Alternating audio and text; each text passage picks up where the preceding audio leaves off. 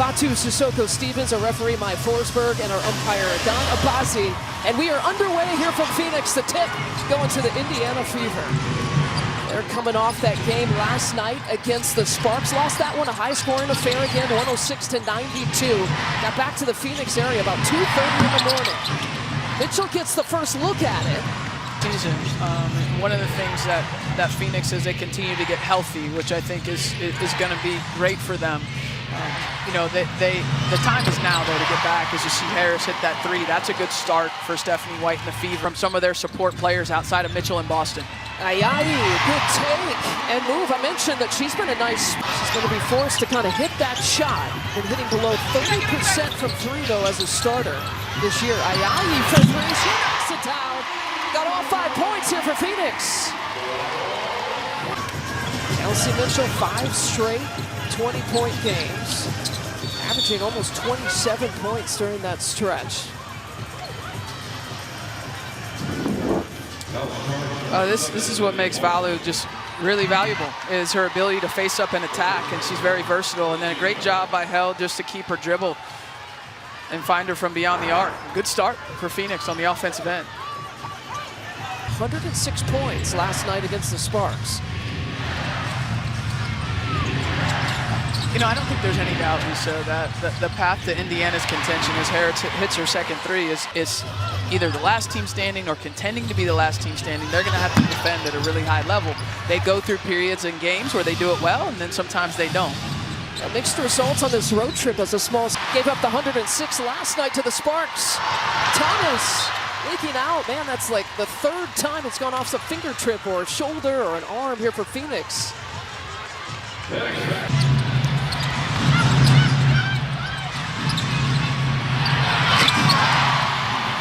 Welcome everyone in who watched Atlanta take care of Seattle. The 5 advantage. We'll get you all cut up on the other side. Grab some popcorn. Goodwill shopping free. Here's how we play, ladies. You can see the stations here. You're gonna stop. Are you ready? Yes. All right. X Factor, are you ready to make some noise, Callie? Make some noise for Callie, everybody. Both of these teams do, coming off of losses. Indiana Fever played last night against the Sparks and lost that one. Aaliyah Boston didn't play. Point shot to the game, and even her quicker trigger than she had even a year ago. To be able to knock that down has opened up Indiana's offense. Ayadi's been a force and continues. And Nate Tibbetts' credit is just her professionalism to stay ready. She can attack.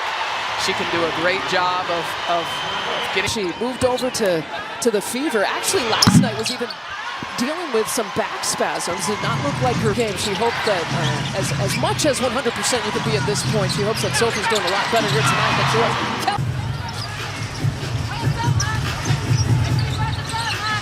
17-9 advantage. Monika Koa-Makani. Teams here, including tonight.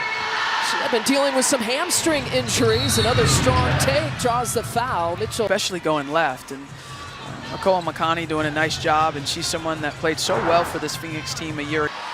You can understand all of that, but the quickness is something different. Trying to stop, scoring in double figures. She does it here tonight. She's well on her way, already with 5 points. Dealing with players being in and out with injuries, illness. I mean, shoot, Nate Tibbetts even missed a couple of games ago. Coaching because of illness. Bonner with the kickball. And this is during a stretch where Phoenix really has won 4 of its last 6. Fever come in on a 4-game road trip, and they're 1-1. Mitchell from mid-range. It's a part of this league. You know that you're going to have it, but they've looked really, really sharp. It's a long 2 for Copper. I wasn't expecting it to make air. That's all I'm trying to say. Like, it is a lot different, you know. And I'm not complaining. I think it's my rookie year. Houston to so we got in time for a quick nap and then time to play. See, it's a good story. I just wanted the rest of America to be able to hear it. Few on the foul call, but Stephanie White earlier this month, and I'm bringing this. Ooh, that's a lot of ball. Yeah. Did Mitchell do the twirl? Mitchell. I mean, my stat was the player that had the foul, Yeah, well, not Mitchell the other players. Mitchell did do. Did she do it? Okay. Yeah, she did. Yeah. You have a comp? A comparison for Kelsey Mitchell? Mitchell? Ooh.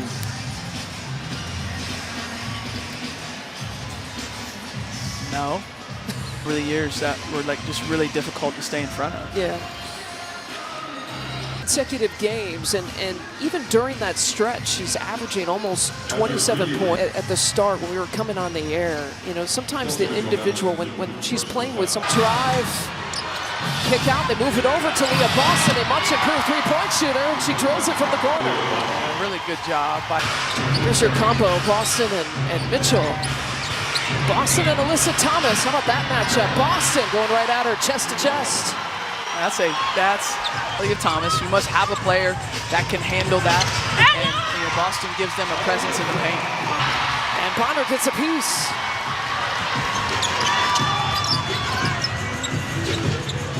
Bonner on the trail. Goes right at Maisha Hines Allen in for Boston to Mitchell. Hines Allen as cut.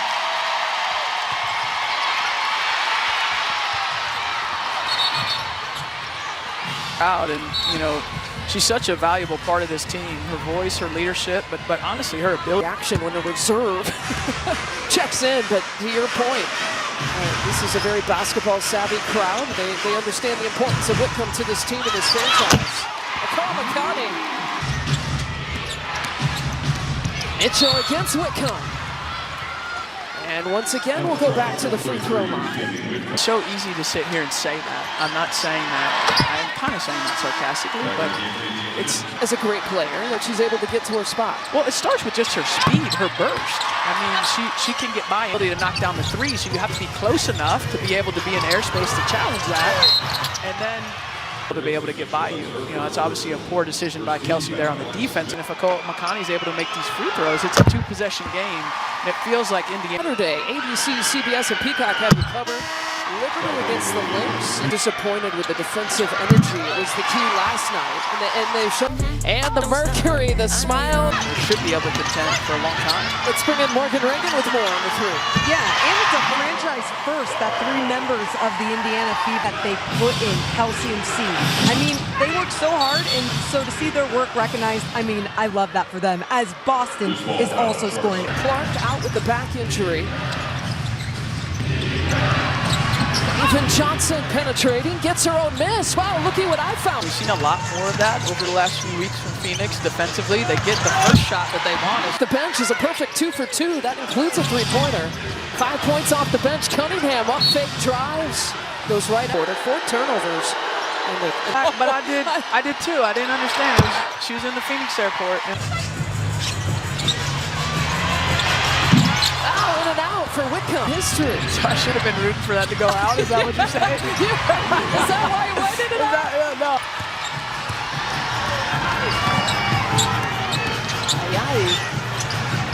And a good start. That's a long two.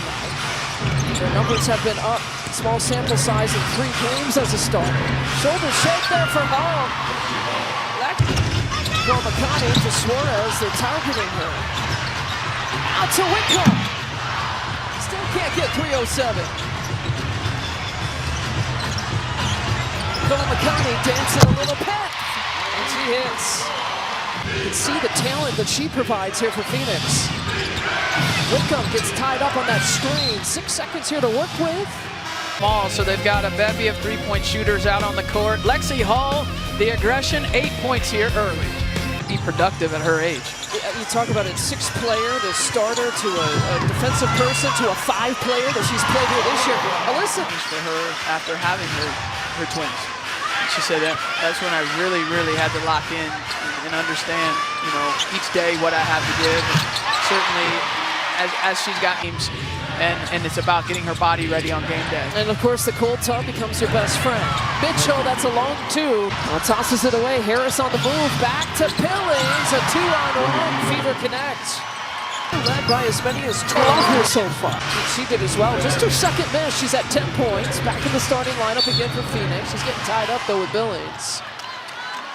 And Ayayi, you know, it's their strength. They average the most points per game and the fastest pace here in the league. Nicole McConney not there, but Thomas with a cleanup job.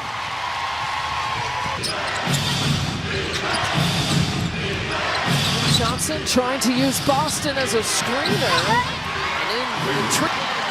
Back-to-back looks for Kalia Copper. 8 points. She's a perfect 2 for 2 from 3. His last 2 coming in the last couple of possessions. Boy, Mitchell. That's in her repertoire. Copper, nothing but net. She's heating up a little bit too. Get it. Cole McConney, one-handed pass. Copper leaking out. And Phoenix running. Thomas to Bonner. Leans in. Trying to get a second. Conversation with 3. If you're wondering the difference in the Mercury score. Officials went back to look at that in a timeout situation. Thomas to Okoye McConney. Boy, She came off the bench. yeah, her season high is 19. But efficient, 14 points in 12 minutes. Thomas with the 2. This night against the Sparks, but in reduced time, season low numbers in terms of points and minutes played. Ka doing a great job just getting into the lane and dumping it off to Thomas. And 6 seconds here in the quarter and a half. Mitchell, ankle just wasn't there. Final second, Roshan won't count.